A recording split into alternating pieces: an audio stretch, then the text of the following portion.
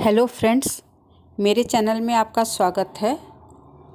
आइए सुनते हैं वीना रत्ना की कहानी। उस भयानक रात की सच का पहला भाग आप सुन चुके हैं। आज मैं आपको दूसरा भाग सुनाने जा रही हूँ, जिसमें लता उस बूढ़े दंपति के बारे में जानना चाहती है। तो आइए सुनते हैं। अस्पताल से घर लौटने के बाद लता के पति सोहन ने उसे कहीं बाहर ना जाने की हिदायत दी और लता ने भी हामी भर दी। लेकिन लता पूरे दिन यही सोचती रही कि आखिर वो बूढ़े दंपति कौन थे, और लता ने मन ही मन ठान लिया था कि वो पता लगाकर ही मानेगी कि वो बूढ़े दंपति कौन थे। और लता सोहन के ऑफिस जाते ही घर से निकल पड़ी, उसी गली की तरफ। दिन में भी उस गली में कोई चहल पहल नहीं थी, फिर भी लता जल्दी जल्दी उस गली में जाने लगी। जैसे ही लता उस घर के पास पहुंची तो ये देखकर हैरान रह गई कि दरवाज़ा खुला पड़ा था, बड़े बड़े जाले लटक रहे थे। वो घर नहीं, खंडहर था, पूरी तरह से टूटा फूटा, वर्षों पुराना लग रहा था। उस घर के आसपास के घरों में भी ताले पड़े हुए थे।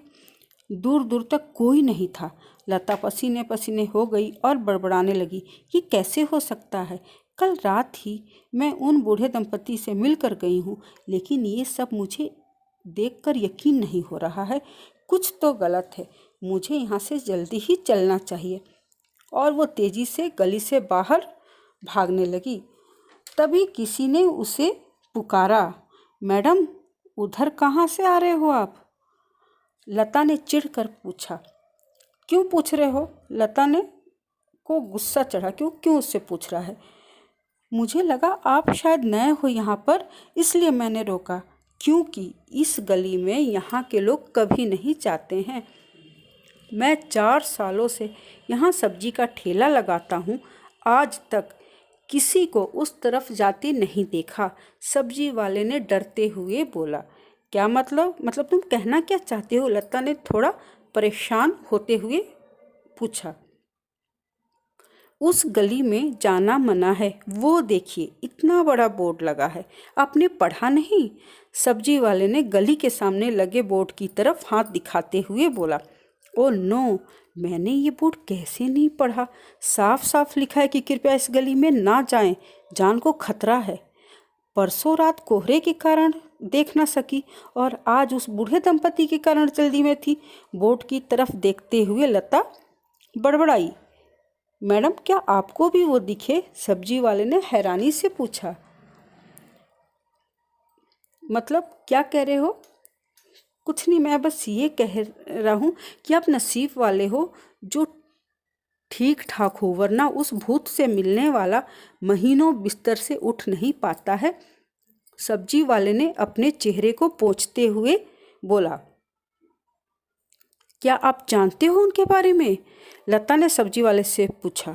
हाँ, मैं ही नहीं, यहाँ का हर इंसान उन बूढ़े दंपति के बारे में जानता है जिनके साथ बहुत गलत हुआ था।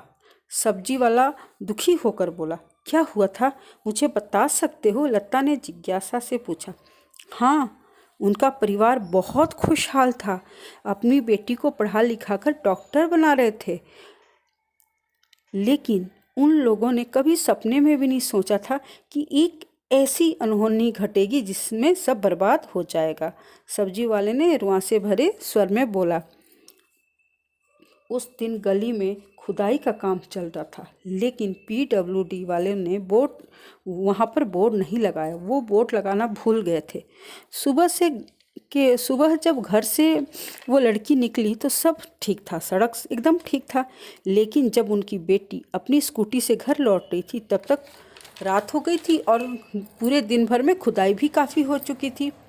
तो उसने देखा नहीं और उसमें स्कूटी लिए हुए ही गिर पड़ी। पूरी रात लड़की को सब ढूंढते रहे, उसका पता नहीं चला। अगर पुलिस ने थोड़ी सी मुस्तैदी दिखाई होती तो उनकी बेटी की जान बच जाती। तो क्या उसके पास मोबाइल नहीं था? लता ने बीच में ही बात काटते हुए सवाल किया। था, उसके पास मोबाइल था मैडम। उसका पर्स उससे बहुत दूर गिर पड़ा था। 10 फीट गहरा गड्ढा था, उसमें पानी भी भरा हुआ था। सुबह उसकी बॉडी मिली, पूरे मोहल्ले में कोहराम मच गया। बेसुध हो गए थे दोनों पति पत्नी। उनकी तो दुनिया ही उजड़ गई थी। उन्होंने सरकार पर केस किया, लेकिन न्याय की उम्मीद में दोनों ही चल बसे। जब से दोनों नहीं रहे तो कोई भी लड़की या औरत उस तरफ जाती तो वे उसे वहाँ जाने से रोकते हैं। कई लोग डर के मारे मरते मरते बचे। डर के मारे आसपास के लोग तो अपना घर ही छोड़कर चले गए, क्योंकि जब भी वह गड्ढा भरा जाता है वापस वहाँ एक नया गड्ढा बन जाता है। लोगों ने उस तरफ तो जाना ही छोड़ दिया है और ये बोर्ड लगा दिया है ताकि कोई भी अनजान इंसान उस तरफ ना जाए। वैसे भी इस गली को ही बंद करने की बात चल रही है। सब्जी वाले ने दुखी होते हुए बोला, कितना गलत हुआ ना इन बेचारों के साथ। गलती किसी और की, सजा किसी और की। उस लड़की और उसके परिवार की भला क्या गलती थी? उनको इतनी बड़ी सजा किस बात की मिली?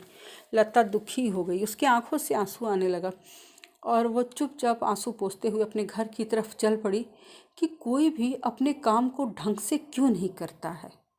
तो आप लोगों को कहानी ज़रूर पसंद आएगी और मेरे चैनल को लाइक, सब्सक्राइब और शेयर ज़रूर करें। धन्यवाद। मेरे चैनल को सपोर्ट करें।